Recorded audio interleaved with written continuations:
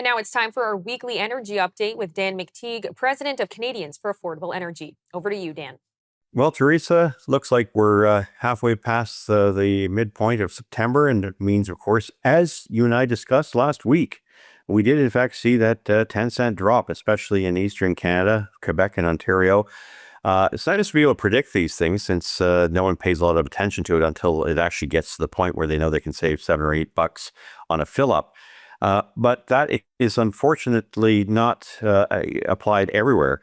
Atlantic Canada, three provinces in particular, New Brunswick, PEI, and Newfoundland, have regulated prices. I know people think it's a great thing, but if you're in Ontario and I tell you, hey, you deserve a 10-cent decrease and you're not getting one, in fact, we're going to increase it 1 or 2 cents a liter, you sort of scratch your head and say, why would we allow what the market does to be determined by a handful of bureaucrats? Well, that's exactly what happened in the Maritimes, where they actually saw a price increase, even though they should have had a substantial price decrease. So anybody who thinks it's cool and trendy to have government regulate prices, well, go to those three provinces.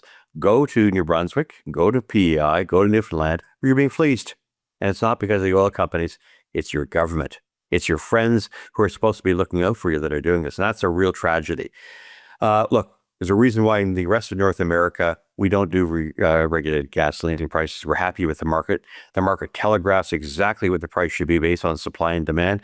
And sites like mine, folks been around for 20, 30 years doing this kind of stuff, can pretty much predict well in advance what the price is going to be. So rather than worrying about who has the cheapest price with the gas stations fighting over the last 5-10 cents a liter with a retail margin, best to know where it's going to be in a day or two, which is why affordableenergy.ca and Gas Price Wizard or gaswizard.ca has that information a couple of days in advance so that nobody's left without. Now, Teresa, one of the things that I've emphasized this week in some of the other interviews that I've done, post the one we always do, which is sort of groundbreaking right here, is the fact that people shouldn't be buying their gasoline before 6 p.m. in the evenings.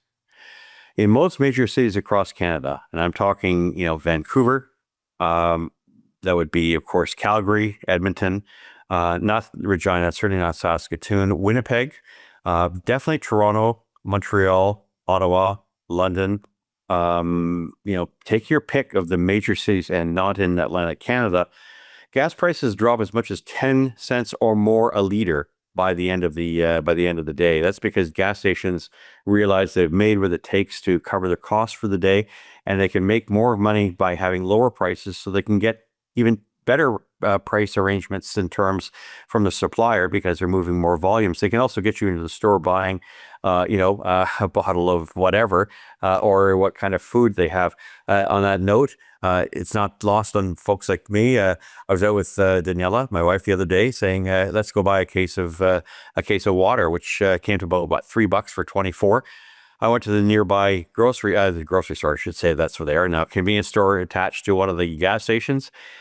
Same bottle, same brand, PC, $1.99 for one. So you can see where the retailers are actually making their money selling pop chips, beef jerky, coffee, and whatnot. So that's really an important point for where we're heading in terms of how this industry is behaving. But the best advice I give you want to save $300 a year? Never, ever buy your gasoline before 6 p.m.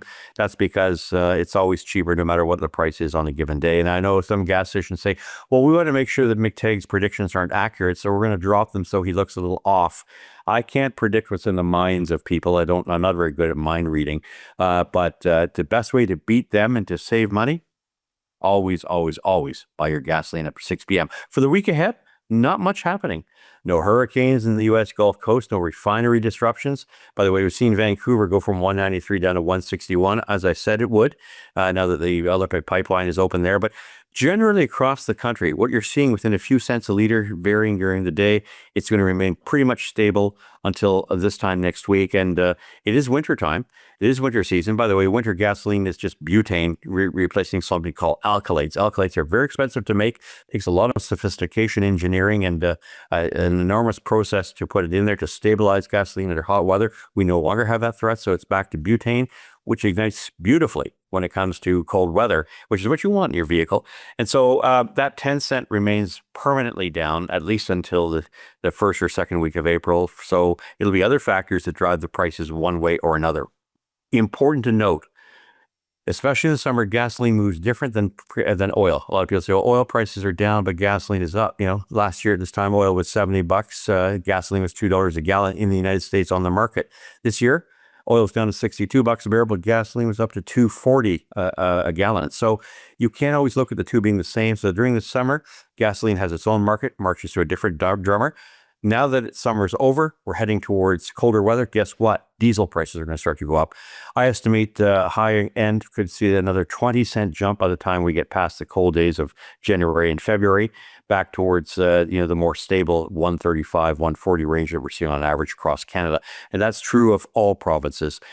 Diesel is a proxy for colder weather. It's used as heating oil in some cases. It's used as aviation fuel, transportation fuel, but it is the global workhorse when it comes to fuels. And without it, no economy survives. I don't care how trendy you think your battery's going to last. By the way, I always get a joke out of those who think batteries are great. I put my iPhone out in the middle of February for about an hour and a half. It goes from 100% down to about 60%. Lickety split. So it doesn't take much to recognize that EVs have their place, but it certainly isn't to sustain the infrastructure of this country. And that's why I think gasoline is going to be here for a very long time. Having said all that, it's important that we also spend a bit of time recognizing that while the first carbon tax is gone, the second one is very much applying at the pumps. 6 mystery cents on average are being applied, except for British Columbia, where it's already about 20 cents a liter, but 6 mystery cents are being applied to the cost of gasoline and diesel at the pumps already, as refiners are forced to buy carbon credits. Those carbon credits are pretty costly. So that'll eventually go to 20 cents a liter by 2030, because while everybody's all amazed at the fact that the first carbon tax is gone, they're paying no attention to the so-called industrial carbon tax, nor the clean fuel regulation, which I have deemed since 2019 to be the second carbon tax. If I could say one thing about the week ahead, it's that we'll continue to follow these prices. Come to the site, as far as gas price wizard, or just gaswizard.ca or affordableenergy.ca. We'll give you those predictions as they come day to day. But the takeaway today, please never buy your gasoline before 6 p.m. going forward until otherwise advised. We'll be talking to you next week with more intel and stuff that actually helps people save money, Teresa.